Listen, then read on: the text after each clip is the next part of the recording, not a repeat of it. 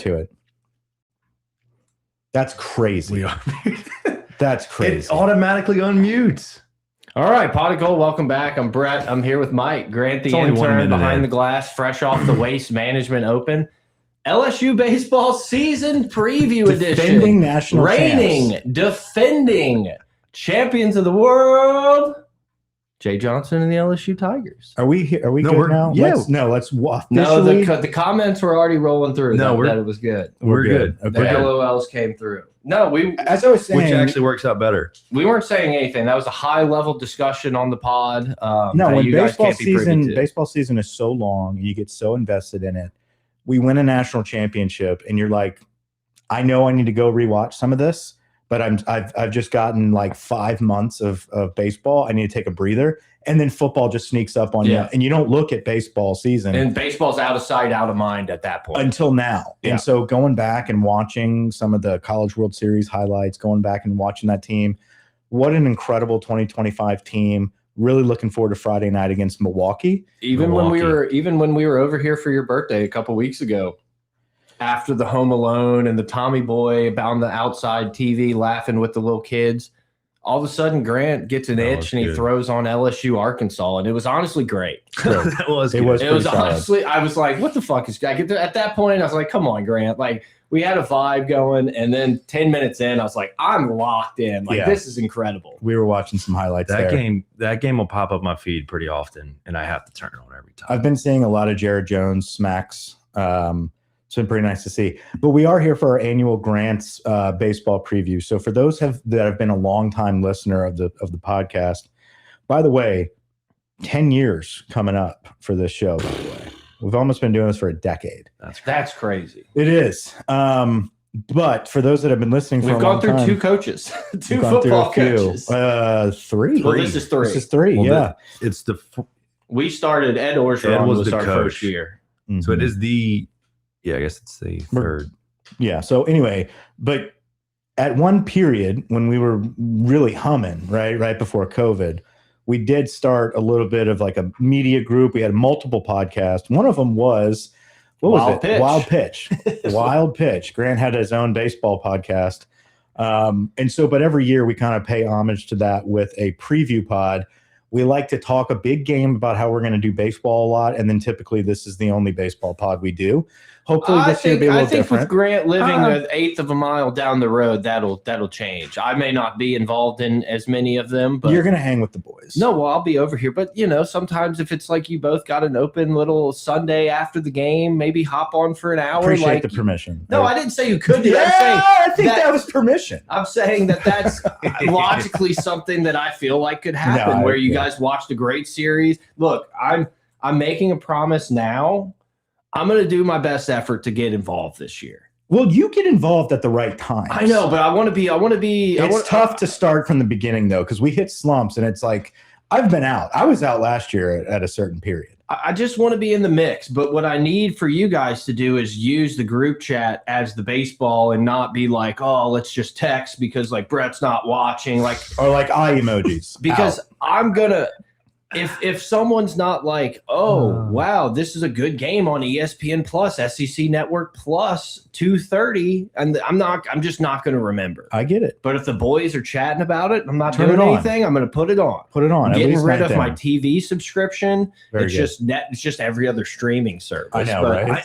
So wait, if an LSU game is going to be on ESPN or ESPN2 and you only have ESPN Plus. I think I have full ESPN with my like Disney Plus. Disney has all of it. Okay. Disney has all of it. If not, I'm out. It's not the easiest platform to figure out like where all those games are. It is very frustrating, especially for something like baseball that's like in the annals of the you got to really of the app. You got to the dig problem. deep. The problem is it's the ESPN's app where like you can't like ESPN's a tech company that has no idea. I don't like the easiest solution. All this would just be like, can I just put my favorites? Can my favorites just be saved anytime LSU baseball is playing and I want open it the in app, position 1A. they're there. Yeah. Well, like you try to search LSU and it's like gymnastics tournament 2023, and I'm like, is Do you actually want to watch the SEC Shorts documentary on the Bluegrass Miracle? It's like, not now, not right now. Yeah, I want to see the game that's coming on in an hour. Can we not have any heads up about it? Can't wait for within the next 3 months they're going to come out and be like, we've revamped the app, boys. AI. Yeah. And they're going to act like they know what you want. $10 more. And you're still just going to get gymnastics. It's like, well, he liked LSU and their women's basketball team's legit. Speaking of baseball and ESPN, they really screwed up the MLB. I saw people were big. It's like a crazy expense if you want to watch MLB this year. Yeah. MLB, I only watch the World Series. The playoffs are sick. Yeah. And you know what else ESPN app could do? And we'll end on this rant of TV is bases loaded? Isn't that what it's called? I think so. Like do that on right. Do that on a normal Saturday. Yeah. Like do it this weekend just to get people interested again. Because Twitter's buzzing during those first 2 weekends of the tournament. What I'm excited about, obviously I lived up in an area where we had the Phillies, so that was fun to go to those games. But now I'm back in town. We have our MLB team. It's this team. It's the powerhouse. Get off our lawn, Juice Box. Old man talk. Complaining about ESPN and being old. I almost just said the old man yelling at Cloud segment is over. That's fine. Hey, Grant went to the waste management, so he's with the bros. There was some youth out there, if you know what I mean. Really? Yeah. Youth. What's his name? Mason Smith. Doherty. Jack Doherty or something. He got kicked out while we were there. Expelled. Oh, that kid. Yeah. That's my son's name coming up. And got changed it now. And Doherty. Congrats. I didn't know you're having a baby. Katie I've announced. I don't think so. I think I've said something. Okay. Wait, Maybe. what's happening? He said the name of his son, and I was like, "Oh, congrats!" I don't think he said it on the pod. I thought Go Team almost doxed both of us yesterday. Well, anyway, I've been noticing so many bad jacks, bad kid, menaces. So we got to be careful there. Yeah, it's one of, but I think it just sticks out. It sticks out, but that kid sucks. Yeah, that kid sucks. But look at where he's at. So it's he's a bad kid, but he's also absolutely he's not successful. Absolutely not. Although one day my son's going to rewatch our shit and he's going to be like, well, Dad kind of did some shit like that. I don't know. Yeah, I'm excited for the baseball season. By the way, shout out to Brett for making me watch one of the most recent Yak episodes with Ian. The Kabbalist, the sommelier, master sommelier, and I've just been crushing some German Riesling lately, dude. Like nobody's business. Yeah. So it's a Riesling night for the bull for me. For baseball talk, let's dive in. It's your show. You want to?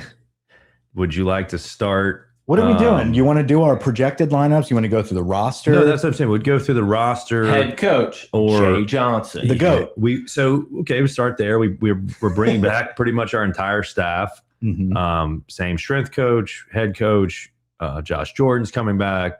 What's the big guy? Wanaka. Before we dive too deep into that, and we're diving into coaches. Yeah, the coverage of college baseball, and I don't want to throw anyone under the bus. But most of everybody sucks except for John Eads. Shout out John Eads. That dude covers it great. Shout out to him before the season starts. If you need coverage of baseball, follow him. And Lon. I think Lon's off of Twitter. I think he got booted. Yeah, he's got a new account. Lon invited me into this private DM group with 50 people, and he left after a month. And so I'm just getting these updates from random. I don't know. Anyway, sounds great. Add me. No, I got out. I got out. Miller's dropping bombs. JT will be one of the most precious, and yes, he will definitely take it. Oh, that's sweet. That's sweet. I appreciate that. Shout out Miller. Coaching staff.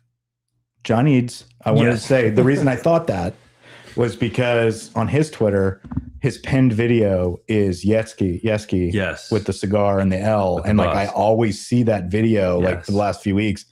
I can't wait to see him with the depth of this pitching staff. I know pitching coaches are always the guys we can easily just rail on. Yesky's grown on me. Great. I mean, we won a national championship. Look at what he did with the staff from last year. Mm-hmm. I mean, if he could do anything close to that, I would feel really good about a lot of things this year. Jordan's hyping up the catchers. Josh Jordan. Josh, yeah. Yeah, so, I mean, the staff, Jay Johnson obviously speaks for himself, Nate Yeske, Josh Jordan, Josh Simpson, Wanaka. Can we take a second to really appreciate Jay Johnson while we have him, boys? And your strength coach. I know he's won 2 national championships already, right? 2 in 3 years.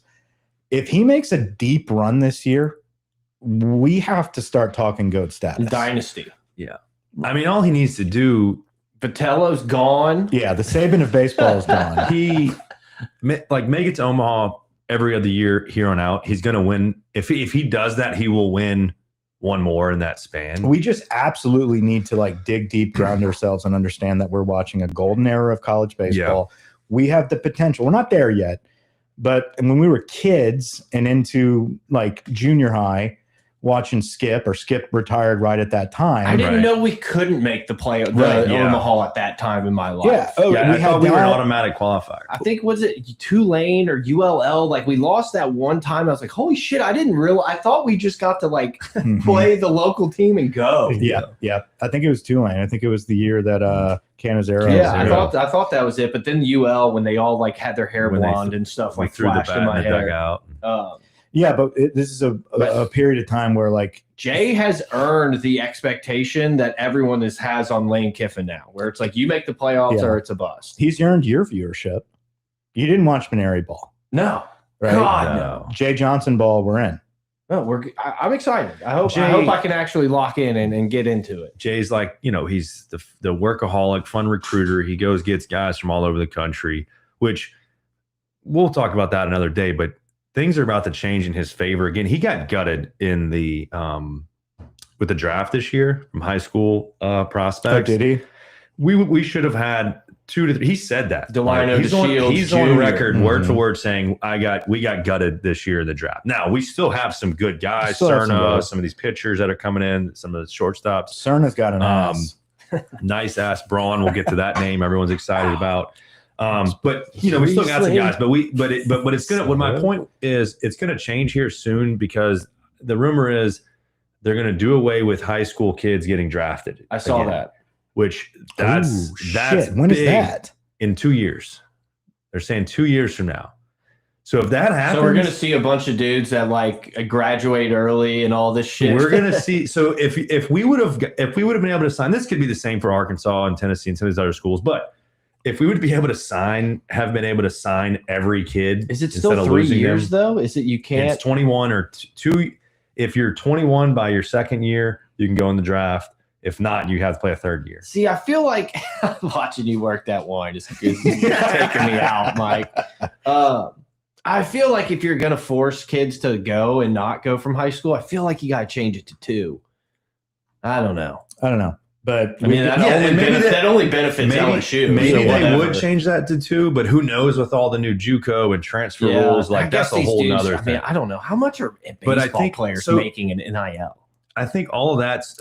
I think we could look that up. The good ones are probably 6 figures. I don't know. Dylan Cruz would have been $1 million. I was going to say you can make a lot of money now, and I was like, I don't know how much these dudes are really making. They make a decent amount. I mean, good for them. Compared way more than you would in the minors. Now, I would say LSU players are probably making more than other schools too, but I don't think they're getting 3.5 your boy from Colorado.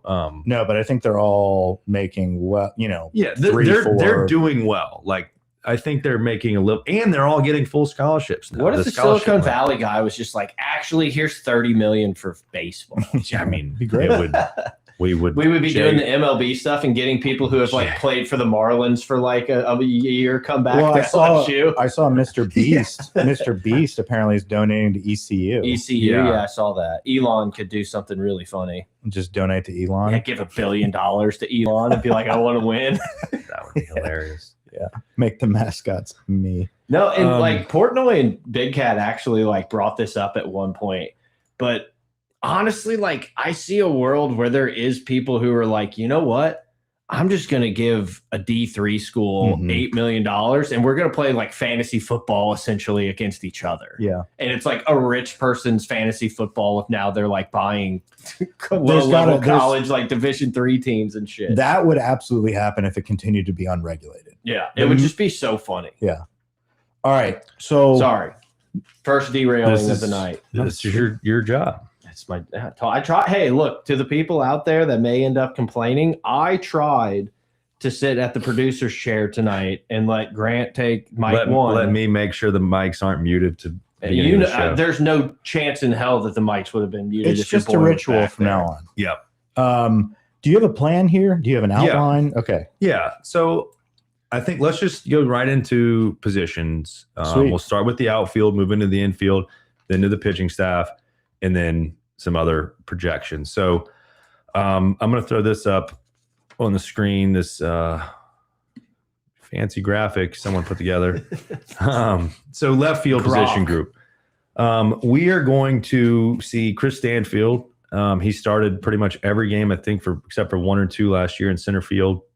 We're now handing that over to Curiel in center, but Stanfield, we weren't expecting him to come back. Jay wasn't expecting him to come back. He had a pretty productive year, all things considered. He batted close to 300, led the SEC in doubles, just did a lot of really good things. Played really solid in the outfield, could track a lot of balls. Very fast. So I'm excited that he's back. Why would you not want a 4th-year senior that's played in the SEC, a million games, won a national championship? Maybe he, comes a little complacent from last year, but I don't see that being the case. Like he doesn't have a future. Like he needs to get drafted. He doesn't have a future. I'm saying, like if he does that, I get it. If he does that, like he's got to go find a real job. If you don't straighten up, I think future. he didn't get drafted, and experience is everything. And I think Chris Stanfield doesn't come into this as somebody that we look at as, oh man, he's going to be, hitting 12 home runs and being a guy that's, gold spikes. But he got his spot kind of bumped at center field. It's because we have an All-American in Derek Curiel. He broke his foot. But he's back. False reports. But Stanfield is a guy that has great experience. He's won national championship. He's won a national championship. He's gotten better, right? I think the coaching that he received at LSU, he came away with some clutch hits in moments last year. And I think that's huge. The experience on this team is huge. Even though it might look like we don't have a lot of it, we have a lot more than we did coming into 24 after the 23 championship. Exactly.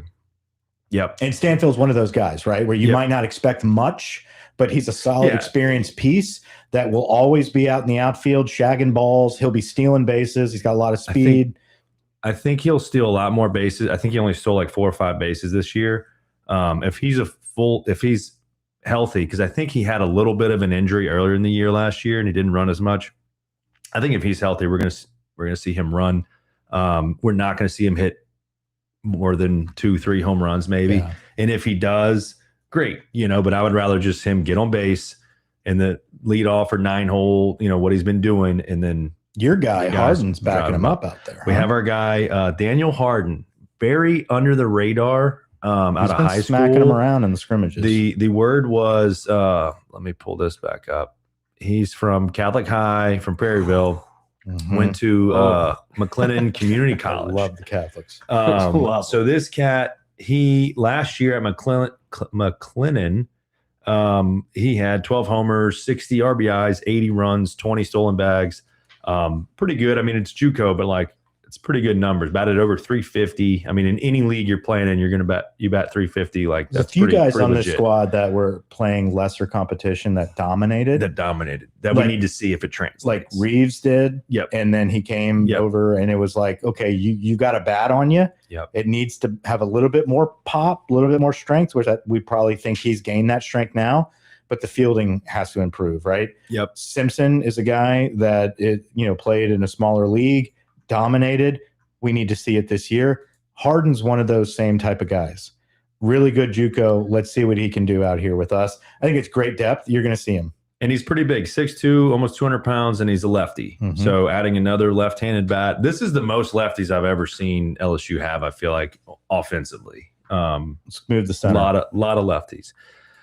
In center field, obviously, you're going to have Derek Curiel, All-American, projected probably top 10, top 20 round draft pick.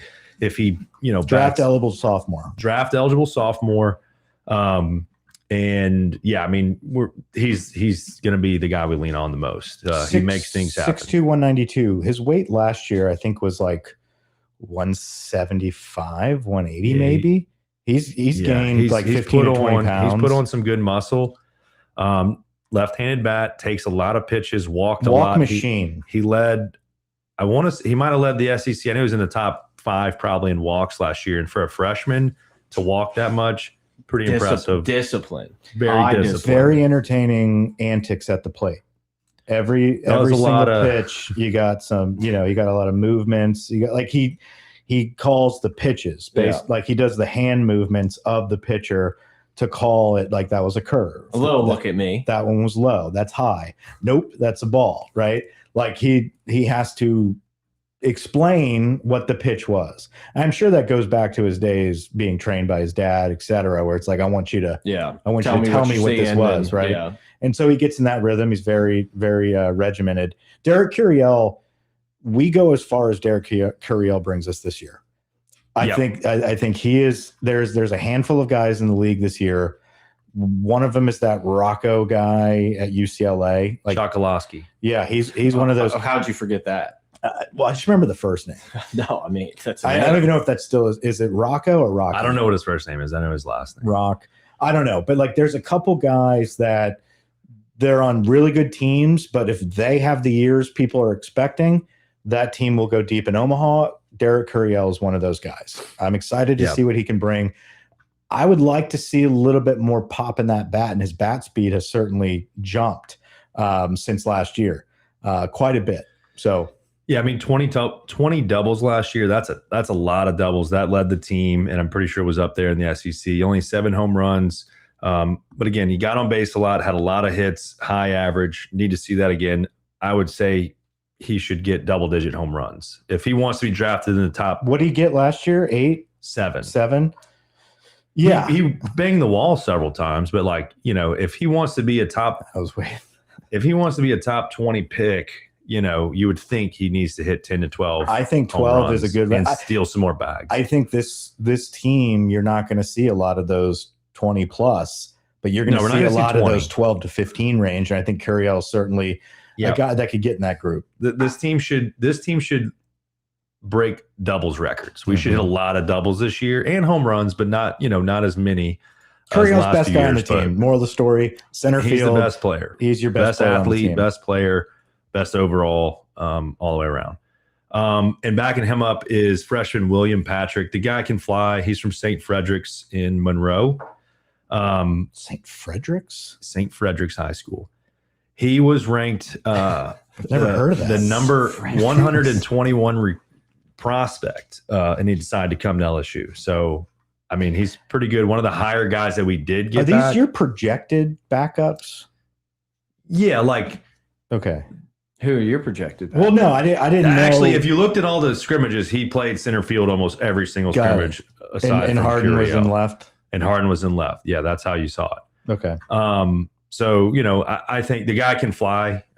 William Patrick, 6'2", 209. He's like the next. He's a right-handed bat, but he's like Jake Brown, but faster. I don't know exactly who to. Jake Fraley, maybe that's another lefty. Just think LSU white outfielders that were fast, and Mikey Mata, and he's that guy. But we got him back, so that's good. So let's move over to right field. We do have Jake Brown, returner, struggled a lot against left-handed pitching, so he split time with Pearson and with Fry and platooning all kind of different people. But ultimately, when it mattered the most, I feel like Jake Brown showed up in some clutch moments. He's got some pop. Jake, he can hit for average. He can run. He's a funny guy. He's got a good sense of humor. Jake Brown came into LSU, one of the most highly rated guys that we've gotten. I think he was Sulphur high school graduate, but the top player in Louisiana coming out. We thought he was going to come in as a freshman and immediately be a dude. He shows flashes, right? And then his sophomore year, he kind of turned a corner at the back half of the season. Clutch moments, clutch genes. The fielding, I feel like his first year was kind of spotty. Improved it last year. We need to see his fielding be spot on this year. I think he's going to be a great bat. I have him. I think he's your second best player behind Curiel. Yeah, I mean, he's just a complete player. Mm-hmm. He's got a good arm. He can run. He led the team in stolen bases last year with 11. Yeah, little twinkle toe action, kind of walks on his toes. You would look at this guy and you're like, shouldn't he like be in the room with those podcasters right now? But like, no, he'll get drafted in probably the first 2 or 3 rounds this year if all things go right. He's not a top first round draft pick, but if he has the year he should, he'll go. And then backing him up, that's right. You have Mason Braun. Who seems to be a backup in several positions. He can do a lot of things. He was actually, position-wise, he was actually the highest rated first baseman coming out of high school out of South Bend, Indiana. He's a lefty. Kelly. Really talented, can really hit the ball, was kind of thought about going in the draft and then pulled his name out, thankfully for us.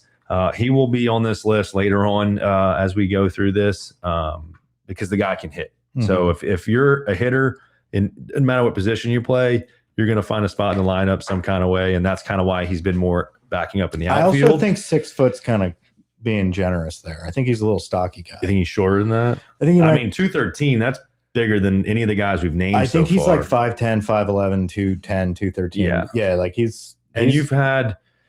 We'll get to him again, but ultimately, like you asked about the depth chart, if someone were to go down out of those starters, like this is kind of what I'm showing. This is who's going to go in that person's place potentially.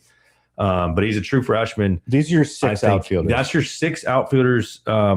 The other people that can play outfield is Reeves has played a little bit. Simpson's played. We'll get to those guys. Those are more your infield rotation. Pearson's kind of seen, all that's going to depend on if guys are hitting or not hitting. You're going to see, you're going to see some different guys out there. But ultimately, what are you laughing at? We have some funny chats. Some guy named Matthew Creel. Matty boy. I know him. Hog. Anyone watch tape? ? Yeah, we watched tape. I've watched 3 hours of scrimmage videos. I have not. Have you not? No. No, Plog's good. He's the flavor of the week right now, Matt. Matt's boy. There's another freshman pitcher that I'm eager to discuss. So let's get to the infield. Yeah, let's get to the infield. So to first base, we'll go there. Zach York. Big boy. Big 6'2", 295-pound defensive tackle. Does that say 295? 295. Yeah. This is from the LSU's website. You're going to love Zach York. No, he's not. Yeah. Give me a picture. Yeah, I got to pull that up, I guess. He's not 6'2", 300 pounds. Yeah, he is. He's a great Bambino. But here's the thing about Big York. He's not just some home run machine. Let me get up so I can see their screen. He's a contact machine. He's very much like Curiel. He's got great on base percentage. He finds the ball. I'll tell you. He does worry me about his athleticism at first. He carries 295 pretty well. Oh yeah. Yeah. There's no way he's only 6'2" then. Yeah, I don't know. His brother's in the majors. His brother's a Major League Baseball player, so he's got a bloodline. He's a California kid. Jay loves that. He brags that his mom taught him and his brothers how to hit, so that's always good, right? Always. Lefty, but I think he throws right-handed, which is kind of I didn't realize that until I was putting all this together. He's plays first. We don't need him to throw. No, I like a left-handed first baseman because they can put the tag down on the pickoffs better. I agree. That's a small detail. I hope he can, reach. I want to make sure. Here's the thing about Zach. I don't know how athletic he is, right? He's a big boy. We've seen the scrimmages. He hasn't had to do much work. When you have a Morgan and what we saw eventually from our boy, first base last year. Jones. Jones became a dude at first base as well, right? Snagging balls, stretching, like he did the thing. I don't want that to be removed for the sake of having contact at the plate. Like I still want an athletic guy at first base. I don't know who you have on your list behind him, but I think Simpson is another guy that can play some first. There's some, but York is he's a great Bambino. We got to see the bat. Million guys. High average at what's it? Grand Valley. Grand Canyon. Grand Canyon. High Grand average. Valley State. Hit a lot of doubles, a lot of line drives. Didn't try to hit a lot of home runs, I think. I think he has more of that line drive, which equates to a higher average swing, which I'm okay with. He still hustled into some doubles. And so you can only imagine, like, they probably should have been triples. Yeah, he's exactly right. Yeah, he's hitting it down in the corner. He should be getting a third. Maybe we'll send him. Maybe we'll see that. So who you got? I think backing him up, I think it's going to be John Pearson. I think another big boy. He's taking a lot of reps over there at first. He's taking a lot of reps everywhere because he's a Pearson. He's going to do however he gets on the field. That's what he's going to do for coach. But I can see him being there because of his bat. I think he's good enough athlete to play there. But yeah, there's a million guys. And John, he had 21 at bats last year. He hit 2 home runs and a double, and he had 5 hits total. So like this year in the spring, I think he's almost batting 300 if you put all the stats together from all the scrimmages. So I almost feel like Jay loves a Pearson. As much as Jay loves William Schmidt, he loves a Pearson. He will bat at some point this weekend, guaranteed. He will get multiple at bats. He might even start a game. But I think John Pearson's your second. I love that we started out with like he might get a pinch hitter to like he's going to start on. He's going to start a game this weekend. He might. It's going to be Jay loves righty lefty matchups, and he's more for when we get to the DH talk. But John, John can do DH. He can do third. He can do first and the outfield. He's played some outfield. Yeah. So John will play the same typical Pearson role. Yep. Little first off the bench type of guy. Yeah. Well, yeah, one of them. And then Braden Simpson, we'll talk about him again. Transfer in from High Point, hit 22 home runs. He can back up the second baseman. He can back up the third. He can do a lot of first. He could be the second baseman. He played catcher the other day in a scrimmage. So he is a guy that I think is like, Coach, I'll do anything you tell me to do. And he can pass. I'm just happy to be wearing the purple and gold. But like I said, he hit 22 home runs at High Point. It's at High Point. We'll see, how that translates. We'll see him at his low point. He's going to play over the weekend. He might start a game. For sure. You can also see Eddie Yaman backing up at first, and both catchers could potentially play first. Yeah, I see Yaman being more of the cheerleader. He's going to get his reps. He'll be what he was last year. I know I'm surprised he stayed. I know we're going through the roster, but you've mentioned this weekend multiple times. Is this a normal? Are we just playing one team, or is playing this that one team? But we have a game on Monday against. So we play Milwaukee Friday, Saturday, Sunday, and then we play Kent State on Monday. Pull out of this graphic and pull us back up when Brett's talking. We want to get to Oh, you're good. Well, yeah. No, I just didn't know because normally it's like that 3 teams or 2 other teams are here and you kind of round robin play everyone. I don't know. I feel like we've done that. I think that was a Maneri thing that we did. You'll also I feel like that's also closer towards SEC play. We kind of get a variety or a flavor of a couple teams. Actually, you know what? I think there are other teams. If Kent State's going to be Baton Rouge Monday, they're probly playing someone else like on Milwaukee, the other days. Like Sunday, maybe Saturday. Possibly. Because we're playing at 2, 1, and 1. The day games. So I guarantee you someone's playing after us in that. We're going to see Wuthering Heights on Saturday. That sucks. At noon. I thought I was doing that so I could have the night. Speaking of weathering, it will be pretty weathery on Saturday. Really? Oh, that's good. Could be cold, rainy. What are we talking? But there's also Mardi Gras, so people might not be watching. I'll be there Friday. Watching on Friday. You're going to the game? Yeah. No, watching on my computer. He'll be there via the internet. I'll be like, wow, man, thanks. I'll be watching that chick video her computer screen. Little waste management. Wait, it's not going to be on ESPN Plus? It's on D2 Baseball. Milwaukee.net.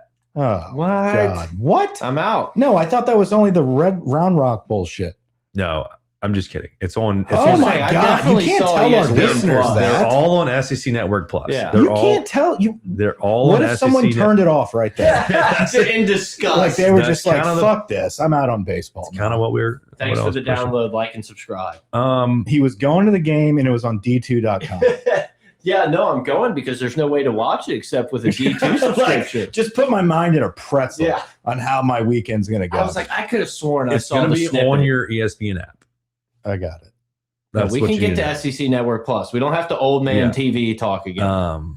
You're going to get a Roku stick or a. Stop. All right. Let's move on to. I think I have second base next. Might come after first. I have Tanner Reeves here. Maybe when we get to our lineups, this is where. Yeah, so this is the first debatable position. But it is. You know what? I should have put 1A, 1B with No, you can't- we're Dardar, not doing Reeves, that Simpson. all. no, you're calling your shot. Yeah, You've I got am. Tanner Reeves Stand starting on on the table, Friday. son. Yeah. So Tanner Reeves been around. What is his second year? I got in Dardar. college. I got Dardar. You have whoever you want. Tanner Reeves is batting I got Dardar. 370 in the scrimmages. So No, I'm telling you who I want. statistically, where is it at? I have it. He is at Tanner Reeves. Tanner Reeves is batting 353 out of the 11 scrimmages we've had, We've had 11 which is scrimmages? actually only second. That is second on the team. Second highest average on the team. He in can't these field spring for scrimmages. shit. I'm just telling you, That's the Jay problem. likes batters I and know. fielders. I get it. I'm with you. But so that's where I put him for now. Things will change, I'm sure. But I think Jay's one of those guys, like, if you earn it, you earn it, right? Yeah, so yeah. I'm thinking he might earn the start. We might never see him again. You saw that when we're like, God, Braswell's batting 100. yeah. Like, how is Reeves not playing third base last year? Whatever. So obviously Reeves can play around a lot of positions. He's a fifth-year senior from Blaine College. And last year, let's see, he had 65 at-bats and he batted 262. Not really terrible. He had 3 home runs. You know, He had a lot at the wall. he hit a Banging lot. walls. He hit a lot close. So Yes. hopefully he got a little stronger. He is probably the smallest one out of potential starters on the team. He's got pop. He actually though, man. looks more like a Maneri player, but he's 6'1", 175. He would have been a giant on one of Maneri's teams. See, I think Reeves is your first guy off the bench where, like how we said Pearson was going to be that guy. I think So if he doesn't start, don't get me Yeah. wrong, this is an open competition Yep. at second Yep. with all 3 of these guys.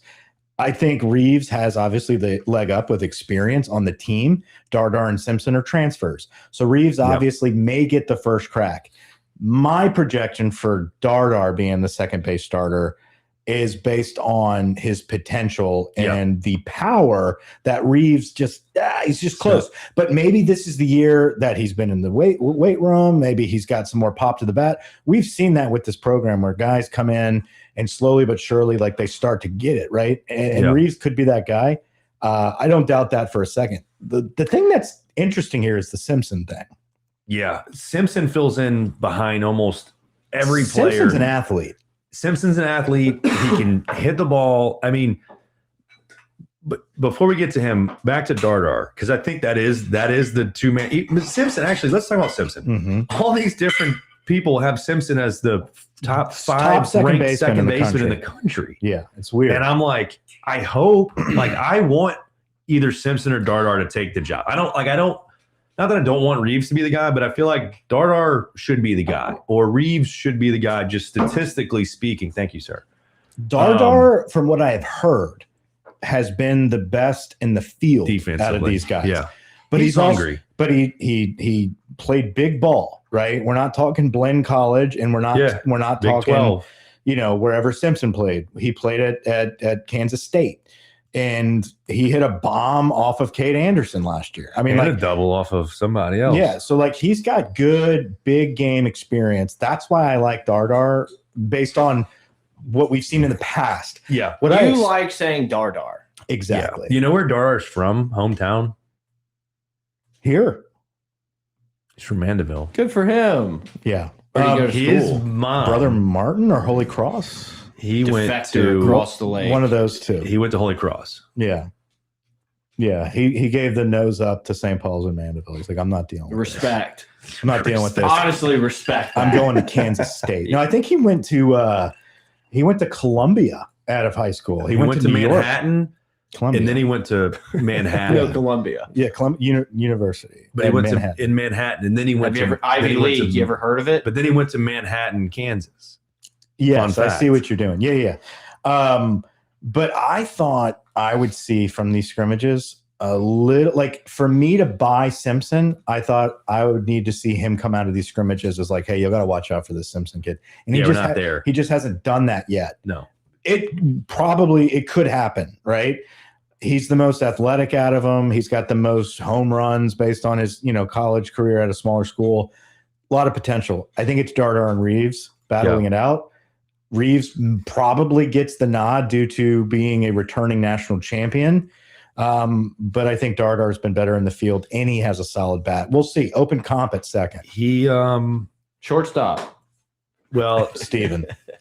Monster. Milam. Third base. We're rolling now, baby. No, I was going to say what I can see also happening is Dardar starts to figure it out in this early go, and because like someone's going to break away hopefully by SEC play. It's not going to be a 3-man race at second base, and potentially there could be another race at third, and that's where we're going to get it in by text. That's where we're going to go next is to third base. Why? No, we're at third base. 1, 2, 3. Yeah, we're doing. I'm just that makes 6-4-3 double play. So I think it's pretty established. I think Trent Caraway is going to start at third base. Transfer in from Oregon State. He's hiking him up there. He's hiking him up. He's got the big stirrups. stirrup guy. Pretty big kid, 6'2", I think 200 York pounds. is doing stirrups too. He did do stirrups. 295 in stirrups 100%. With the baggy pants though, like the Babe Ruth. Yeah, the big saggy baggies. I think we're gonna see some fun out of those York's guys. gonna be fun to watch. Hopefully he's good. Go ahead on Caraway. Caraway came out of high school as like one of the top guys. Like when he went to Oregon State, he got drafted 4 times, I think. Yeah, he was supposed to be drafted 3 or 4 times. It's pretty impressive. So Caraway was supposed to be an absolute. How many times dog. was he drafted? 3 or 4. And he had a rocky start at Oregon State. I think he got hurt. Last year, though, didn't he go to Omaha? I mean, Oregon State went to Omaha. He hit 5 home runs in the Corvallis Regional. Yeah, like he's a good third baseman. I think he needs some coaching, right? Yeah. Which is weird to say. You would think Oregon State had that, but he's certainly the starter at third base.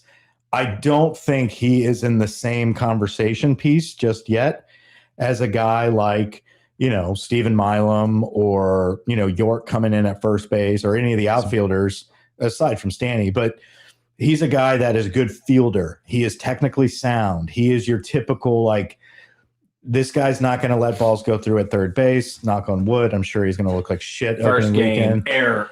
You don't wear socks like that when you let balls go past you. And apparently he's building some great rapport with Milam. Like him and Milam are on that left side. Yeah. I mean, third base is a very important position, the hot corner. I like the fact that we got a guy from Oregon State. Yes. I mean, he just played in Omaha. He's experienced with that.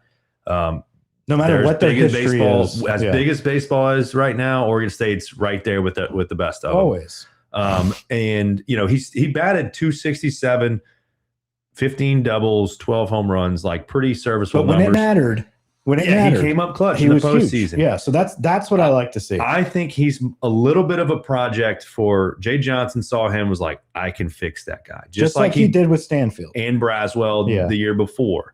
So you raise that average up to even a 300 with similar power numbers. Like we're sitting pretty with that guy. So pretty high backups. We don't really need to talk about the backups with there because we talked about Simpson and Pearson. Yep, I think those are the next 2 guys. But really, any of the guys we've talked about already can back him up at third. Hopefully, he hits, and we don't have again going back to where you said you want Dardar to be at second. I want Caraway to be our third baseman. Yeah, I do too. I want it to get figured out to where he's our third baseman, but we'll see.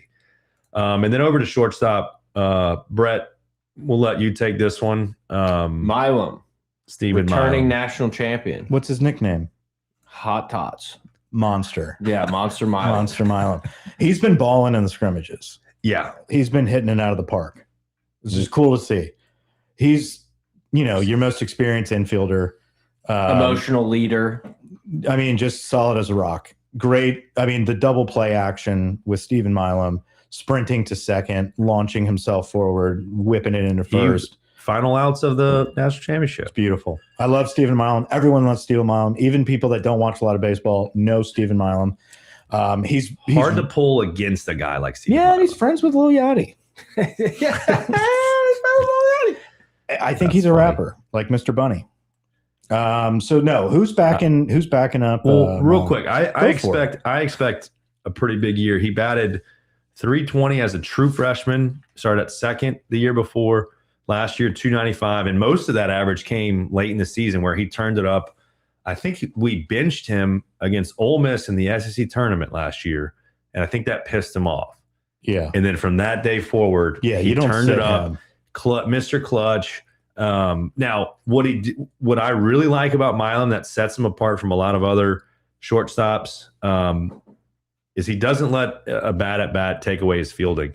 He's out there making incredible plays. He only had 5 errors last year, which that's like, in comparison to football, that would be like having a 75% completion percentage, which is unheard of, right? One holding call all year. That's a good way to put it. He had the Stephen Shea hair before it was cool. Like he had the tiger patches, like it looked like patches, like a jaguar. Like the tiger, he tried to do tiger stripes. He tried to do tiger stripes. It was like purple and gold tiger stripes. Looked kind of like a jaguar. I think, expect high things out of Milam. Switch hitter. I think we'll see him. I want to see him bat high in the order.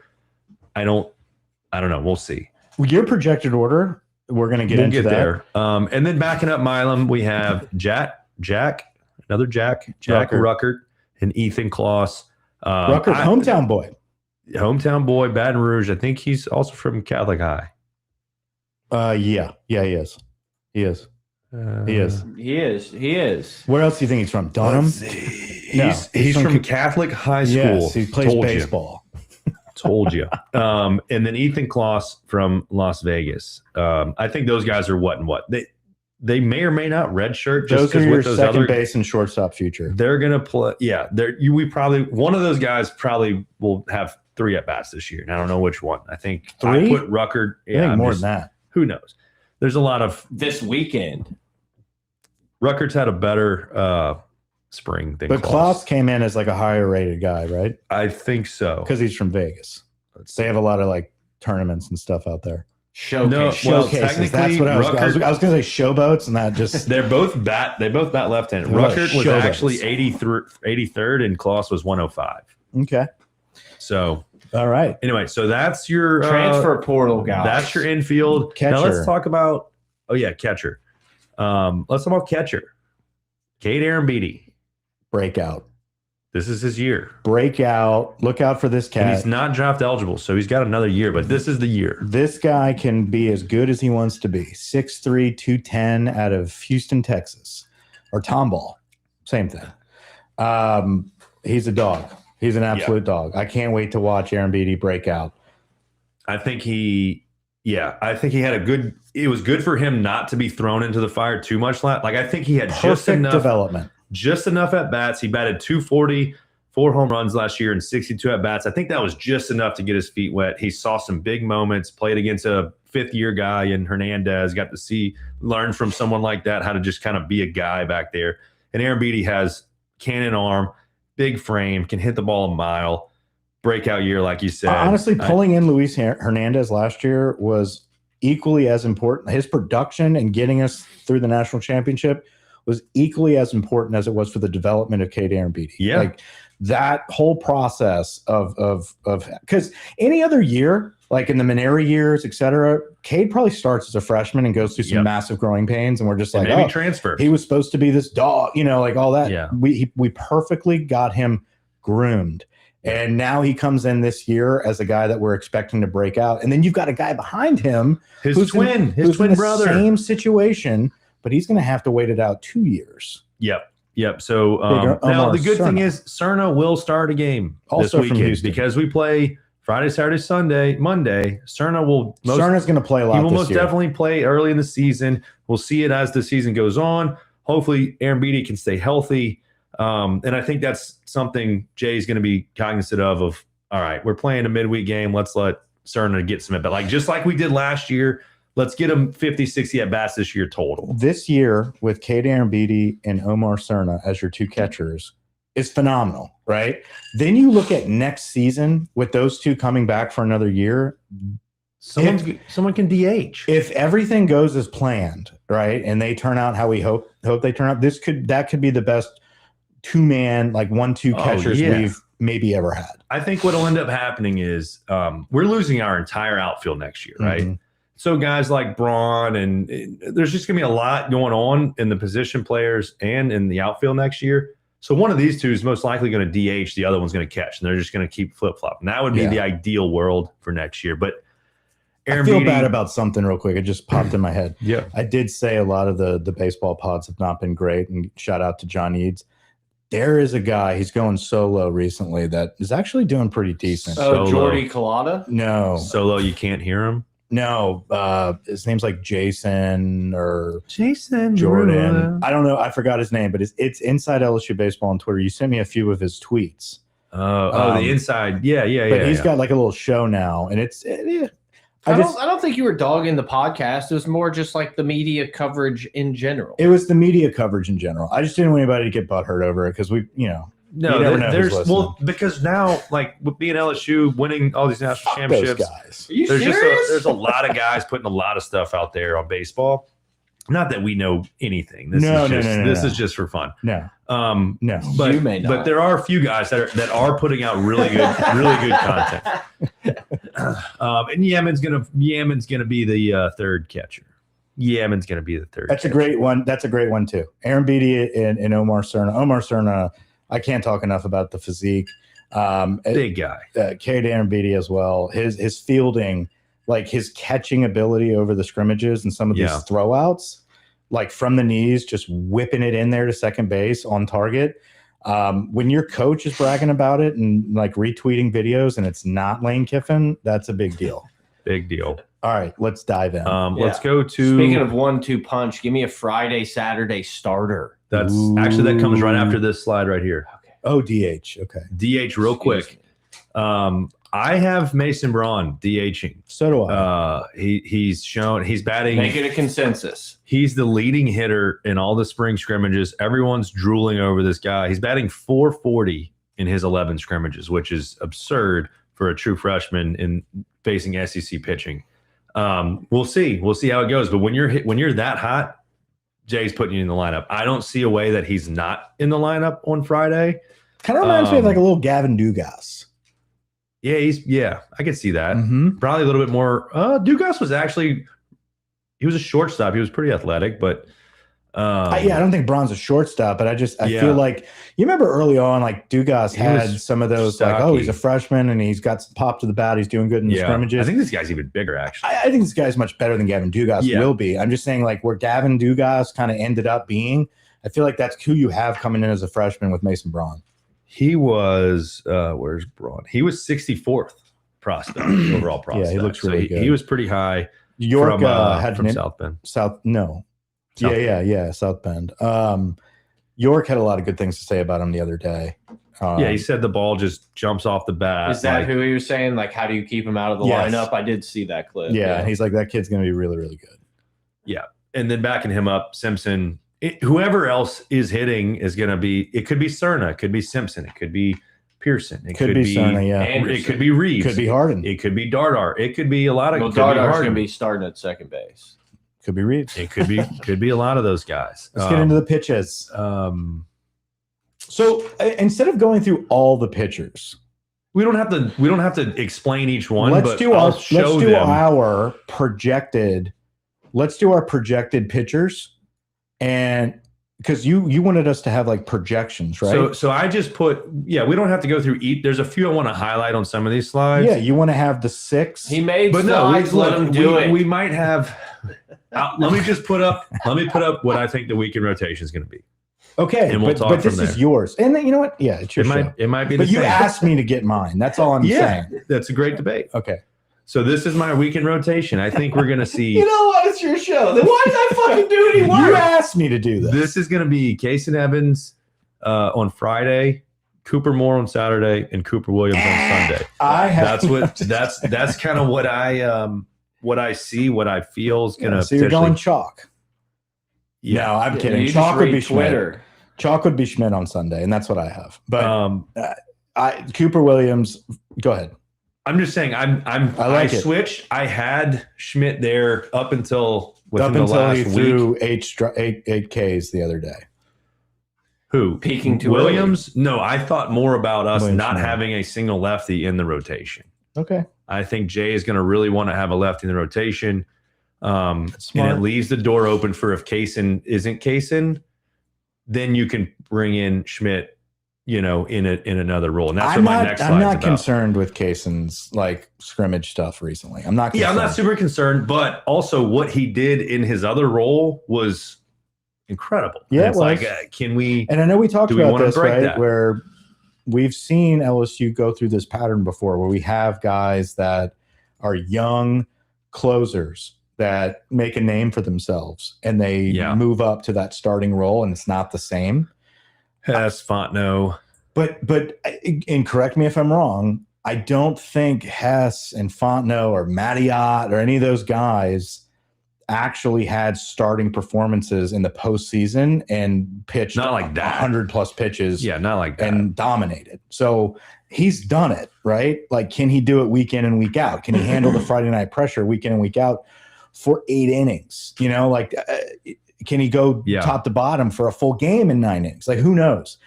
That's what we need to see. And I think that's what people are a little worried about from these scrimmage results. It's he hasn't been dominating, What was his name from the 2023 team? Hurd. Yeah. Thatcher. Don't give me started. That's your boy. He kind of did what is he doing for the Yankees right now? Is he starting Friday for the Yankees? I don't know. But he kind of had some hippie stuff. I'm not saying he's going to do any of that. It's just one of those things where it's what I saw last year as a reliever was just incredible as a freshman. Mm-hmm. Did some things that not too many people can do or have done. And I get it. He's probably your best arm. You want to see him in the Friday role. I want him to do that. Another guy. That's the third guy we're now naming that it's I want him to be in that role. I think he will. I agree with you. I think Kaysen Evans is your Friday guy. I think he holds it down. Yeah. And then just real quick, we'll talk about the 2 Coopers. Cooper Moore from Kansas. I think he's a starter, whether it's Saturday or Sunday. I think he has potential to start every game, every weekend. Every weekend series, he will start. The other 2 positions, I'm not sure those pitchers will end up starting every single weekend, if that makes sense. It does make sense. I think this, and I tried to think about this the other day, because there's a lot of unknowns with these pitchers. There's a lot of expectations, but not a lot of evidence for the roles that we're projecting them to be in. And I feel like every year in baseball, we kind of do this to ourselves where we anoint someone before we ever see it. Yeah. And I started thinking who would be that guy this year? I think we're falling into that with Cooper Moore already, where it's no brainer. He's your starter, right? But it's what are we really going off of here? We're going off of word of mouth from the scrimmages and from Jay saying he's going to be a guy that plays. You don't come over from being the Friday night starter at Kansas to riding the pine at LSU, right? That doesn't make sense. I think he has the most. Yeah, he has the most returning starts out of anyone on our team. So it's expected. I just think we need to go into this with just a little bit of caution. Yeah, with I agree. Anointing Cooper Moore as the Saturday guy, no doubt. Yeah, I have him as Saturday. Yeah, no. This weekend he's starting on this weekend. I'm pretty positive he's going to start Saturday. Can he do it the rest of the season? We'll see. I think he has a better chance. Let me put it that way. He might have a better chance to pitch every game. He has to, because if not, we're shuffling a lot. Maybe not have to, because we have depth. We have depth. And that's exactly right. And I think that's why we can afford for Cooper Moore to not necessarily he doesn't need to be the best pitcher on our staff outside of Kaysen Evans, because I think we do have some depth behind him, where that was your 3, right? Kaysen Evans, Cooper Moore. We're about to discuss Cooper Williams, but there's another 3. Yeah, that's who I have on the next slide. That I feel like if Cooper Moore is not the guy, you've got multiple options behind them that we could throw in there on Saturday and be well, they've done it, right? And I think we're going to be okay. Yep. Cooper Williams, obviously just super tall, left-handed. He throws close to 95, I think, 94, 95. can run it up there. He had 21 appearances last year with a 1.8 ERA. So he on the highest stage on the best team in the country really performed. He's from Texas. I think he's originally about to sign with A&M. Yeah, he kind of didn't he flip-flopped. He flipped on like the last second, something like that. So I think super talented. If he's not a starter, he's your first lefty off the bench, just like he was last year. And I'm okay with that. But I think he'll start. The reason why I have him up there as a starter again is I think Jay, because you got to be able to let the other teams flip their lineups around. Camera angles. He doesn't want to have 3 righties up there. You got to have something different to show him. And so we can get to the next 3, it might not be all of your 3, but. Oh, you wanted to talk about them? Should I? Oh, yeah. You can say who you want. Or say my 3? Yeah. Yeah. Okay. So my 3 starters, I have Case and Evans starting on Friday. Yeah. I project Cooper Moore to start on Saturday. But I think William Schmidt. I'm banking more on Schmidt being the Sunday guy this season. I don't know if it happens this weekend. Yeah. I think William Schmidt's going to be your will end up being a weekend guy. And this is why I say that. Jay Johnson has been the biggest advocate for William Schmidt out of anybody, right? He's like, this guy should not even be in college. Yeah. We just have to fix some of the command issues and he's going to be absolutely lights out. Something happened in that scrimmage recently where he started to get in a little bit of a pickle early in a first inning where he had like 3 walks and here we go again, right? And then all of a sudden he rattles off 8 Ks. And you're like, wait a minute. Yeah. Did he turn a corner here? Did we witness something happening? Because if he didn't do that, we may have seen him lose the mentals, right? Early on and have to kind of gain that back throughout the year. I have a feeling that Jay is going to want to ride that type of momentum. And like William Schmidt's not a guy that's ever going to walk in the first inning and just be like, whoa, here he is. He's one of those dudes that kind of reminds me of who was our starter last year on Saturday? Ianson. We're a little rocky in the beginning, and we're always kind of like, whoa, is he going to settle in yet? And then all of a sudden, he hits a groove. 7 innings later. 7 innings later, and it's like a 1-0 game, right? And so I think Schmidt could be that guy, and I think Jay wants that to happen. On the flip side, though, I think if that doesn't happen, it is going to be Cooper Williams because I think in the same vein, Jay has said many times, Cooper is a starter. He's a weekend guy. And so he wants that to happen as well. So I think one of those two is going to end up being one of the weekend starters. I don't think both Cooper Williams and William Schmidt end up being starters. I think in a perfect world, you can have Schmidt your Friday guy.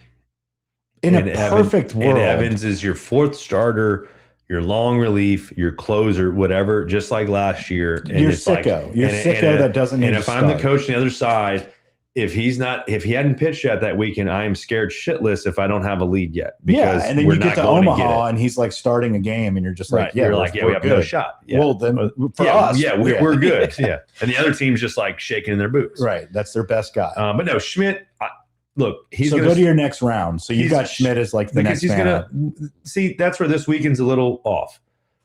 Schmidt, it's a 4-day weekend. Pause. Listen to me. This is next guy up and midweek.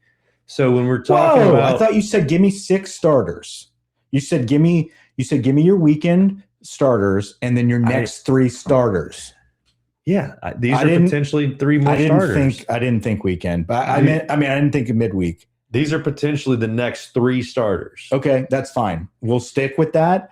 I'm going to go with my next 3 starters too. Mine would be Schmidt. Newt has started a lot of games, and you just keep hearing about Paz being potentially the next midweek starter. Coming off of Tommy J.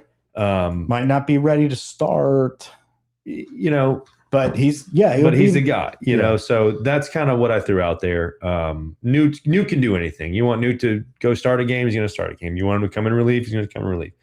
I have Newt as you want him to cheerlead.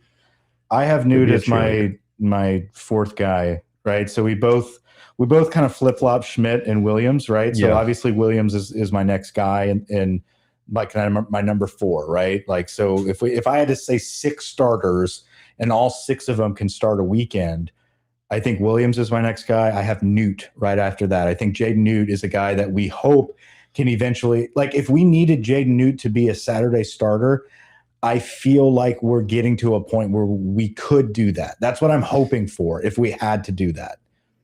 I'm not liking our chances at a championship if Newt is our Saturday I agree starter, with that. but I agree with would that. feel okay. Like I would feel okay still getting through the postseason. But imagine, like if he is the dude.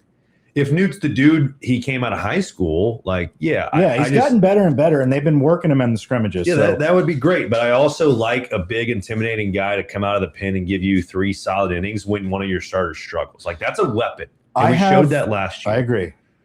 I have Paz as a middle relief type of guy right now. I think Cowan is your next guy up. Cowan could even be a Sunday starter. Yep. Cowan's being ranked all like, have you seen on Twitter today? Yeah. Cowan's all over Twitter as like, SEC top closer of the year preseason. Like I don't know. Well, that's why I don't have him as the next starter up. But he I have him in the. Yeah, he could, and he did. He's done it. That's what he did at was he at Butler? Bucknell. No, Wofford. Why did I say Butler? They both have a black. But those are my top Terriers. 6. Those are my top 6 guys. Yeah. Evans, Moore, Schmidt, Newt, Williams, Cowan as starters. 6 guys. I agree. If something were to go down, I would definitely trust Cowan over Paz. Yes, agreed. And so the next is the middle relief. Setup and closer. So like this is kind of where I have like the next big names to like get you from the 7th inning through the 9th, right? The setup guys and closers, because you're gonna have one of those guys is gonna fill. It's just a picture of Lane Kiffin sitting courtside at the Pelicans game tonight. It's posted 10 minutes ago. It's just. Well, he was at Commanders yesterday. Yeah, he's gonna be riding on a float on Saturday. Dude, he's gonna look like Heupel in a few months, just eating around town. Not with that yoga routine. So set up I have 5 guys here that are like legit setup closers. Like if you want to put their ball in the hand and put it away, Cowan, Santiago Garcia. I like that. Santiago Garcia is a guy we need to get used to him. He's an Oregon transfer. That's a closer's name. He's got some sick stuff from the left side. High school teammates with Jacob Milam. Yes, Stevens. But yeah, the last name was right. Yeah, right there. Maverick Rizzi, Gavin Guidry, and Devin Sheeran. I think that's one of those guys is going to be like a real closer. I think 2 of those guys are like your real closers, and then 2 or 3 of those guys are your, 8th, 9th inning or 7th, 8th inning guys. I've got middle relief that I'm going to talk about real quick. Yeah, and then I've got closers. So I think I will probably talk about all of the guys here. Santiago Garcia, I think is your first guy that comes in as kind of that middle relief, like a lefty out of the pen. Let's say Evans is struggling in like the 4th or 5th inning Friday night. Yeah, I think Garcia can come in. He could be the first guy out, right? Yep. I think a guy like Devin Sheeran is in the same boat. Like he's your middle relief.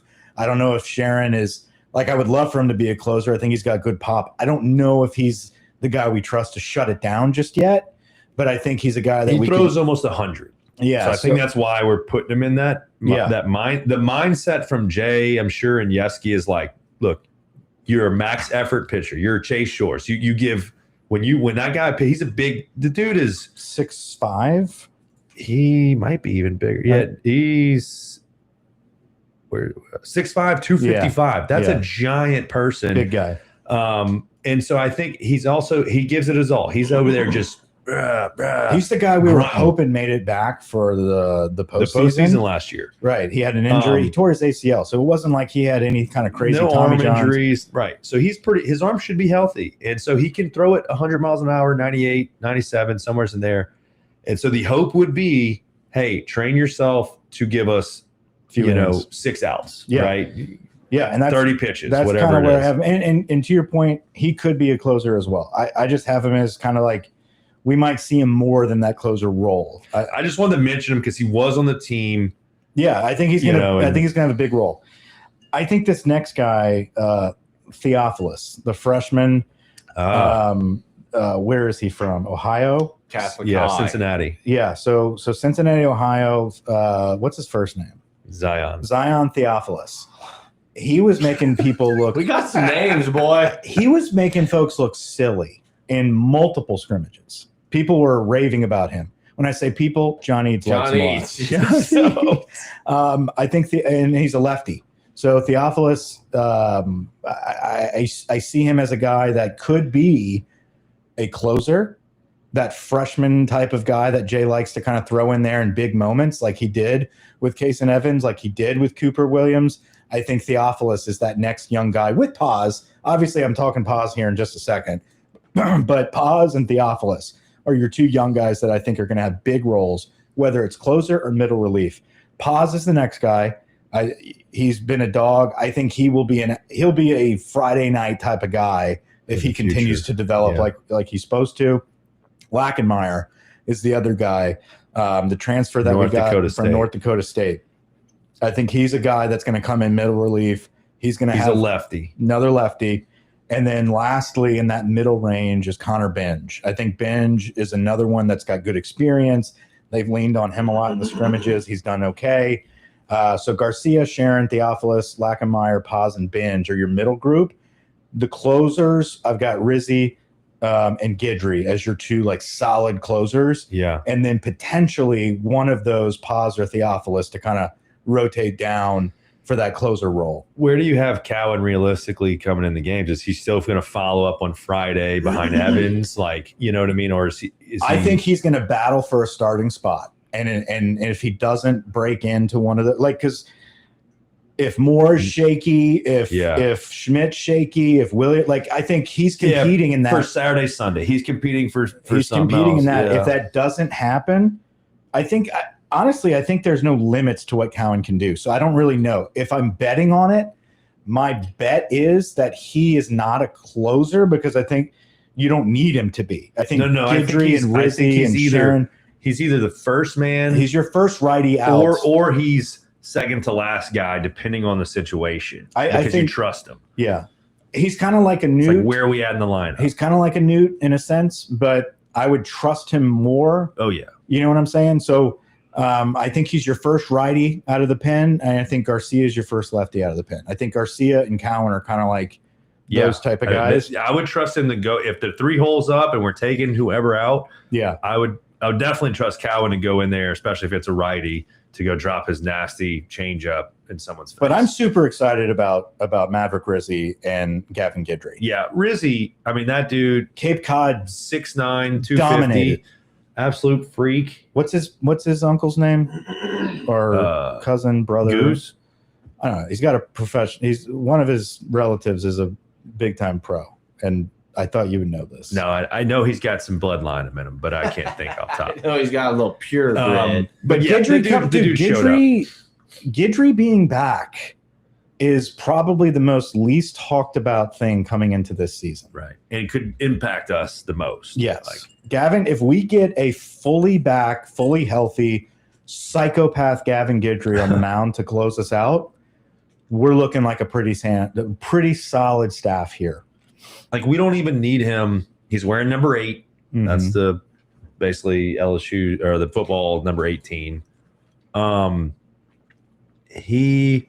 What did he do his freshman year? Psycho. Yeah, won a national champion. No, I know. So he did pitch. He did pitch to. You okay? Yeah. This is his. No one can see what's going on. Sunflower seeds over there. No, what are you doing? So this is his 4th season. Okay. We should do baseball pause with just a full mouth of sunflower seeds. just some Red Man chew. Yeah, it's not Red Man anymore. That's against the rules. Yeah, his freshman year was crazy. It's like Mrs. Butterworth. Chew? He had an even better year. Red Man was like Indian heritage. I understand, but it was chewing tobacco. Yeah, no, it's like American Man, or I don't know what it is, but it's not Red Man anymore. It's gone. Okay, my apologies. No offense. No canceling needed. We squashed it immediately. Yeah, honest mistake. That would be hilarious. We were just So what are we doing here? You're frozen. Yeah. You are. No, I was just letting it go. Do you want to go through our lineups? real quick, two other names. DJ Primo. You love Mr. Primo and you love Mr. Fontenot. Primo's been here since 1980, right? And I feel like he's been on this team forever. Fontenot's been around, 5th-year senior. And Dax Daith from Angelo State, we got him. Connor Baines, you kind of mentioned him. Oh, Dax? Yeah, Ethan Plog is the other guy that everyone's been talking about. Plog's the other guy. What I was trying to say is look at the ages on these 5 pitchers. Yeah, good experience. You have a lot. You have a 5th-year senior. Plog's a sophomore, but was productive over there. Lefty. Where's Plog from? What's his story? Green Bay, Wisconsin. Iowa Western Community College. You were trying to get him on that. DJ Well, I'm reading it. I can't see the screen. DJ Primo. We got to get it. We need to get that. Where's that 55? I can't. Where is it? Grant's gonna be finding studs and fucking mountain stuff. Grant Fontenot. There was 1 or 2 games last year where you're like, oh, whoa. I think it was an SC tournament. Yeah. And he like turned a corner. You're like, whoa. And then he got drafted, and then he didn't go. He came back, and it's like, huh. If a 5th-year senior is just hungry enough. Yeah, I like him in the same realm as a Binge. Right? I'm just saying, it's just nice to have that in the corner over there. And if we need you, we'll pull you out. And Primo, Binge, all those guys. It's like they're battle tested. Does that say Fontenot transferred from Texas? Yeah, he signed with LSU, went to Texas, came back to LSU. Oh, I didn't know that. Speaking of Texas, what's his name's there now? Oh, yeah. The outfielder. Our boy that started as a freshman for us. Damn it. I hate to sidetrack us. I thought you'd have it. If you don't have it. I did. And I think I X'd out of it. I think that's the other guys are basically all freshmen. So there's nothing there. You derailed. I did that. You did that. All right. Who's the lead off? Wait, what was his name? Larson. That's who you're looking for. What's his first name? Ashton. Yes. That's Brand. Right. So that's that. So I guess now we can just go. I'll just put my line up because I already have it done. Go for it, and I'll read off mine. Okay. Are you ready for this lineup? You're welcome to submit any graphics at any point during the week, Michael. There's one. And I want the chat to argue. I want people to put their lineups. There's only 100 people watching instead of the usual 1,000, so we might not. But there's one group, 2 people I'd possibly flip. Nope. You need to. I want it hard. All right. 1 through 9. Yeah. Take a stand. All right. Grow up. So we have leading off. I have Derek Curiel leading off. Okay. I have Mason Braun DHing, batting second. I have Cade Arambeedi at catcher, batting third. York better be fourth. Jake Brown. I should have put what their bat right or left. I'm sorry. Jake Brown batting fourth in right field. Zach York batting fifth at first. Milam batting sixth at shortstop. Trent Caraway batting seventh at third base. Tanner Reeves batting eighth at second, and Stanfield batting ninth and left. Now, a couple prefaces here, because I'm sure. Well, you already said it, so a preface would have happened. Or a couple postfaces. Post-it notes. Obviously, Brown's going to be in this lineup. I'm not sure if he'll be the two hole, but that's a position I don't feel like LSU's been able to solve the 2-hole problem. I just don't feel like we've had. I think we had Jared Jones in the 2-hole last year at some point. So I don't know. I threw him there just because he's knocking the cover off the ball.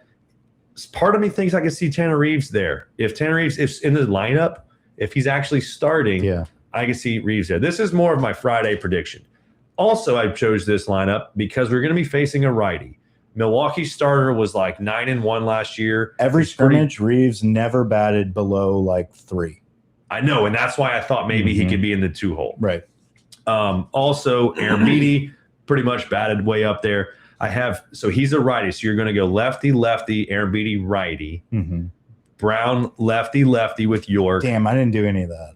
Milam is potentially also a lefty, but when they make a pitching change, you have that switch hitter right there.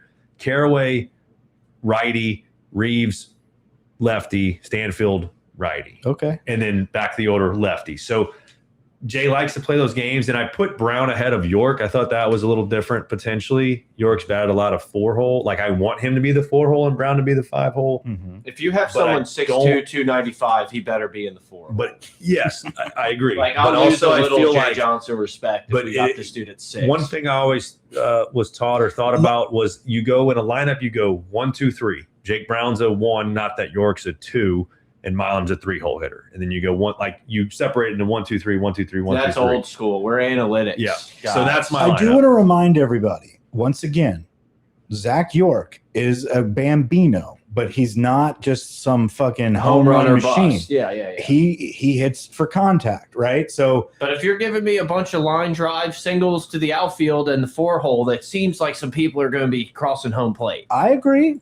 There's a couple the other 4 guys. and 5 are the same. There's a couple other guys that can do think it. if you're putting a big boy out there, I agree. You want him out there. We want to see him. What's your leadoff hitter? Jake Brown. Interesting. I got Jake Brown leading us off. I think this is a big year for Jake Brown.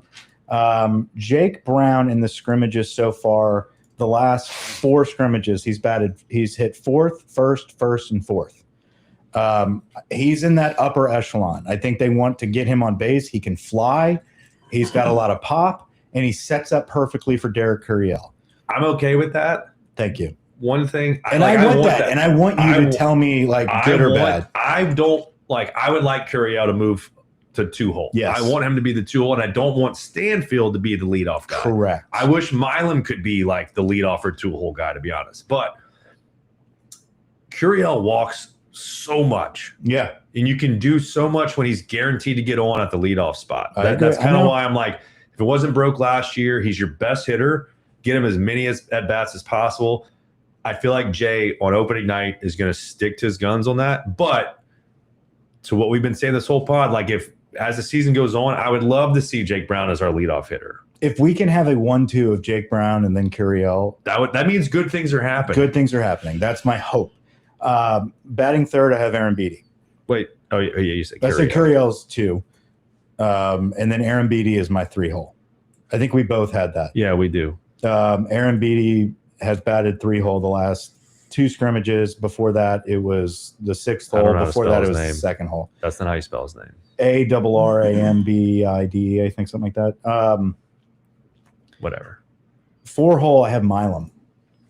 Right now, Milam is hitting the snot out of the ball. He can bat either side. I really like those first 4 of Brown, Curiel, Aaron Beatty, and Milam.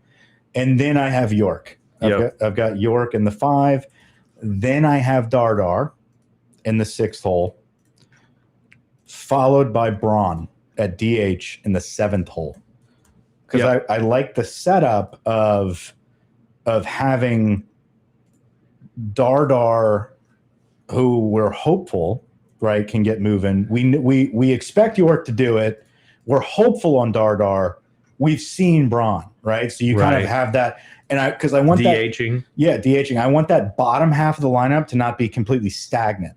And so I throw in Braun to start that 7, 8, 9 with Stanfield at 8, and then rounding it out with Caraway at 9-hole.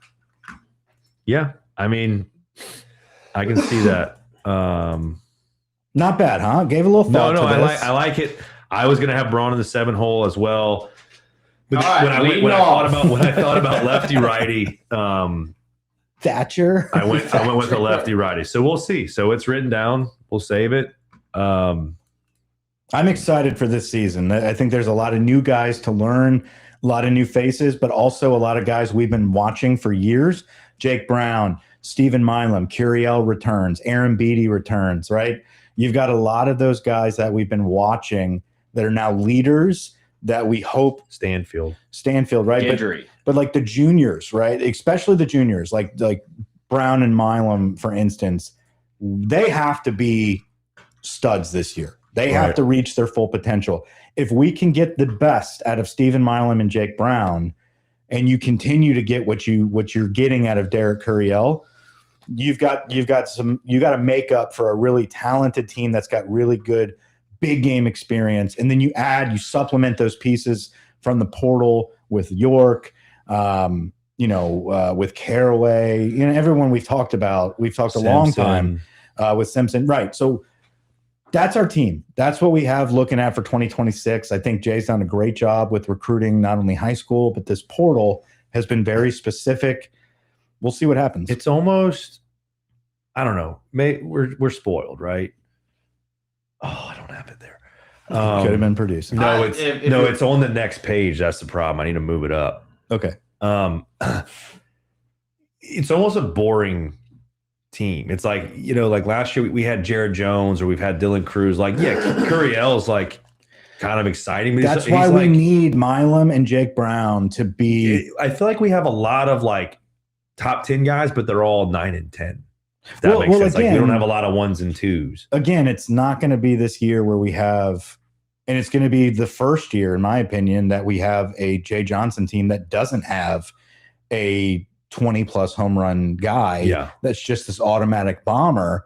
But I think you're deep across the board with solid hitters that are going to be on base. You're going to have home run hitters, but you're going to have some really high averages. Like, I think this is a deep lineup with high averages. Yeah. I mean, and look, Jay, if there's anyone that can go back to back in this era of baseball, I think it's a guy like Jay Johnson, because he's already done it and tried to defend it. And so he learned from that, right? He goes to work. He's not a guy that's ever complacent. He studied this offseason. He talked about how he studied, the Lakers. He studied the Yankees. He studied the Red Sox. All these different teams that were able to go back to back. Him and Mulkey. What did they do? Lane. What did those teams do in order to win back-to-back championships? Like, you know what I mean? How do you keep your team focused through that? LSU did it once. Where do we see Lane sitting in the stand? Because he's going to be at like plenty of these games. Right behind the catcher. Is he going to be down there, or is he going to be in the box? No, he'll probably be in the box. He'll be a box. He's going to take a sniff of that heat and be like, I gotta get the It's like, I can't wear my Burberry. I wanted to pull this up real quick, just around the league preseason polls. This is all the major polls. So we're three out of the 5. We're ranked number 1. UCLA is also kind of that rotation, right? They look like they're 2. Where Georgia Tech gets it 1-2. UCLA, I agree. Like, we played them in Omaha last year. Stacked. They returned a lot of their guys. They've got the Rocco I would say guy. They're more exciting than we are. For returners, yeah. So UCLA, I expect to be a big team. I expect to not hear about them until Omaha. Yeah, exactly. It's like a different world out there. They don't Cal State, right Fullerton, those people don't exist until Omaha begins. What I do like, though, is we've proven to live up to expectations. You don't have like an A&M from last year where it's like shoe in number 1. Yeah, they're Marcel Reed, they're gonna kill it, and then they Elko. just flop, right? I don't look at these preseason polls and see a team that's like, man, they're way overhyped. I think everybody that's kind of in this grouping of your top 5 or so teams, that's who I expect to see. Texas is going to have a good team. Schallenblogger, he's a good coach. Schallenberger, Rosengritter, Showalter, some German name, but he's there. Is someone have the Vols at 3? Perfect game. Yeah. I don't like that. Understand. The Perfect Game's whole thing is weird. Look at Oregon sneaking in there down there. Did they not know they lost Garcia? Yeah, Perfect Games is really weird. Of course, LSU is highly ranked coming into the season. Not unanimous, but number 1 across most of the polls. The lowest that we will find ourselves is ranked 2. D1 baseball is probably one of the better polls, honestly, because those guys go to almost every game. Like, they have someone from their staff at all these teams' games. So the biggest competition in conference looks like it's going to be Texas and Mississippi State. And we play either. We don't play Mississippi State? Okay, so I was going to say, well, let's round out the episode with taking a peek at our top opponents. We don't need to go through like the whole schedule, but let's look at some of the good. Wait, hold on, I'm on the wrong. Good series. Yeah, let's circle some weekends. Dartmouth. So we start SEC play with Vandy. What's the date? March 13th. March 13th. So we're a month out from SEC play. My birthday weekend. Yeah, that'll be a good one. We doing that over here at Mike's house? Yeah. Bring the kids. That was fun. Hey, great time. Anytime. If y'all were like, hey, can we do a birthday party for you like we did for Mike? I would say absolutely. Okay, we'll figure that Oh, out. Chris, you're probably still in the chat. You hear that? We'll have the games Chris on. can come. We'll have the game on. And Miller. And Matthew as well. If the temp is right, maybe we'll have a fire. Crawfish. Vandy is not ranked, huh? In those preseason they're polls? down. Yeah, they are. That's surprising to me. I was going to say, I assume that they just automatically get a top 10. They're down in the I don't lower see a lot of teens. these down there. It's interesting. Lower T. I don't buy that. I think that's going to be a big series. Right? Is it at home? Or Yeah, at Yeah, no, it's still going to be because at that point in the season, a lot Wait, can that's happen. in Nashville. Yeah, it's Okay. at Vanderbilt. All right, keep going. Oklahoma. They're not the same Oklahoma, but your boy was announced the Friday starter, the big Who's dude my that guy? transferred Cam from. Johnson. Yeah. That's fine. If he figures it That's out, fine. You can do that. yeah. I like that being our first home game. I don't think they are. I didn't see him. Yeah, they're in one of the polls. They're in the Baseball America. They're ranked 19th, but Yeah. they're not anywhere else. Let's see. Next, we have Kentucky. I'm not worried about Kentucky. them. They are. Let's see. They're not in any polls either. All right, keep rolling. Tennessee. Here we At go. Tennessee. At Tennessee. Would love to put them away in Knoxville the first year Vitello leaves, because they're going to still be riding high, thinking Tony He left us in a great spot. Left us in a great the spot. program is going to recruit itself. And Pete Golding, the whole thing. yes, 100%. And then you got the real At Ole Miss. You got the real Pete Goldings at Ole Miss. This is going to be feisty. I have seen a lot, all of my For You page is just highlights of Ole Miss baseball against Beating LSU. LSU, we ended their season in the SEC championship game. Yeah, I wonder how that ended for everyone. Can't wait for baseball season. It's okay. I know. Okay. Baseball America is the only one to have Ole Miss Let ranked at 16th. They're not in any other poll. All right, good. So we're looking good so far. Not anybody crazy yet. Undefeated so far. I like it. And then we have A&M at home. I like having A&M at home. Yep. A&M's always going to have players. I don't know. I mean, they were ranked 25th in D1 baseball. They were and they have players. The Still. laughing stock of the league last year by being the biggest flops. Let's see if they rebound. That's going to be a big point of emphasis, I'm sure. Then we have Mississippi State. At State. See, our away schedule is actually pretty tough. That's a tough away schedule. When does that start? When is the 24th of when? April. So late April, we start getting into some shit. There's that's the point of the season where everyone gives up and says we haven't had not a an home Omaha series. team. So Mississippi State gets the Virginia coach and all of their studs to transfer to Mississippi State. So this is not your typical Mississippi State's always a good team, and they have a beautiful venue, great park, the whole thing. They took the Virginia team and the coaching staff. So it's a whole new look to them. They're going to be I don't know if it's going to work. I think they're going to be good. I think this is going to be your toughest series of the year at Mississippi State at the end of April. So by the end of April, we need to lock down that rotation. We need to have a solid lineup. Yeah. That's the point in the year where all that needs to be finalized. Yeah, it's usually May 1st. So it's That's there, and luckily May 1st, good old Paul comes back to Baton Rouge. He's still there. He got up. They're going to give him so many standing ovations. Yeah. I mean, if I go, I'll. Oh, baseball fans are going to give him standing ovations every inning. It's going to be over the top. Every inning. Thank you, Paul. We're gonna stay after. Do a lap They're around gonna do an honorary parking spot just for Paul. He'll throw out the stadium. first pitch. And then we're gonna wax them. There's gonna be a big plaque. That he's Throwing out the first pitch would be Matsuk's awesome. gonna throw the pitch to him. That would be. I would be so happy And if then he he trotted out falls. there. Yeah. Then Georgia. Georgia's supposed to be pretty good. Bless. We play so many away series. Georgia's good. Yeah, they're ranked 6th in Baseball America, 13th and 15th in 2 other polls. That's a 3-week stretch. I know South Carolina is probably not great, but still going from Mississippi State back home to South Carolina, then on the road to Georgia. That's going to be a 3-week stretch and then we have Florida. But they're at home. What's Florida ranked? You always got to worry about them.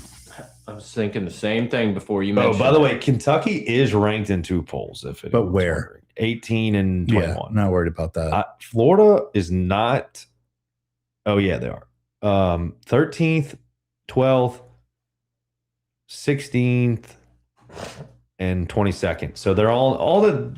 We play a lot of teams in that middle teen section. When you don't know, just throw an SEC team at 18 and call it. Yeah, well, like Georgia and Florida. I mean, that's two really big series. So, not a great home schedule. It looks like the away schedule is going to be pretty tough. Overall, though, it's not like we've had in seasons past where it's like the stud Vandy squad. Arkansas is not on the schedule this year. Yeah, that's huge.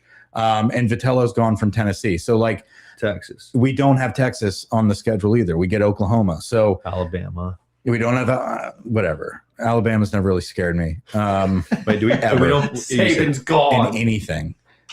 Yeah, really, Arkansas and Texas are the two biggest ones. We kind of play everybody else. Mississippi State, Georgia, Florida, Tennessee. Those Vandy. are Vandy. Those are going to be some good games. Great series. The schedule looks good for us. Right. Obviously, we have a handful of those away games that are going to be tough, but the majority of our schedule looks relatively favorable. It's really all the debate, and we can wrap this up. But the debate was if you have any time to go look at Texas's schedule. Yeah, Texas doesn't play us, Mississippi State. That's good. Get them in the tournament. They don't play Arkansas. Give them a 1 seed. They don't play Arkansas. They don't play Vandy. Like they literally. They don't play Mississippi. I already said Mississippi State. They don't play anybody. Like, there's nothing better than having like an Arkansas or this year, if we can get a Texas to come riding in on their high horse to Omaha and they get welcomed by daddy. Yeah, maybe even beat you in the SEC tournament. Yeah. Although Jay is not like Maneri lived for the SEC tournament. Jay's planning for Omaha. That's what I mean. It's like Texas beats you in the SEC championship game. Then they think they have the edge on you. And it's like, wait till we get to where it matters. Yeah. They do. I'm all for tanking SEC tournaments. Like they do. Yeah. Let's see who our pitchers are going to be moving in for the next few weeks, right? If LSU is who they are, then we shouldn't have to be battling for like a super regional or something. It's just rest your guys. All right, I lied. Texas doesn't play Arkansas, Florida, Georgia, Kentucky, and LSU. Would you lie? You said Mississippi State. I said Mississippi State. Oh, they do play Vandy. They do play those two. Okay. Yeah, that'll be either way. Whatever. This is college baseball has grown on me in a sense of like watching other games that are really good. Like that's going to be a fun series to watch. Texas and Mississippi State. Like that'll be something you tune in on. Should be a fun year. Baseball season's here. Golf season's here. Waste management tour. Grant, great experience there. Kicking off. Ran into Mason AA Smith. AA Smith. Watching some golf. What do you know? He was caddying. But we kick off golf season and baseball season. So it's a wonderful time of the year. Weather's turning. It's great. We got some sun coming out, but you don't get baked. It's nice. I'm excited for it. Spring has arrived pretty much. No more, dripping pipes. We're ready for some ball. Yeah. Speaking of dripping pipes, you got to get home to something. Yeah. You got work to do. What do you mean? You got a leak. I don't know. Oh, I do. Oh, shit. You walked in here saying you left home and there was a puddle of water all over your floor or something. There is. We do have to get back to that. All right. This was awesome. Great job, Grant. Great job, Brett. Grant's preseason preview of LSU Baseball 2026. We'll be back live after Friday night's game against Milwaukee to chat. Didn't last season we did this and we didn't come back for 3 months or something? Probably. Yeah. So we'll see what happens. I'm not going to see y'all again until Grant's birthday. BS. All right. Over and out, guys. Thanks a lot. I got to tell you, Grant, you gave me a very good laugh last week. I'm sitting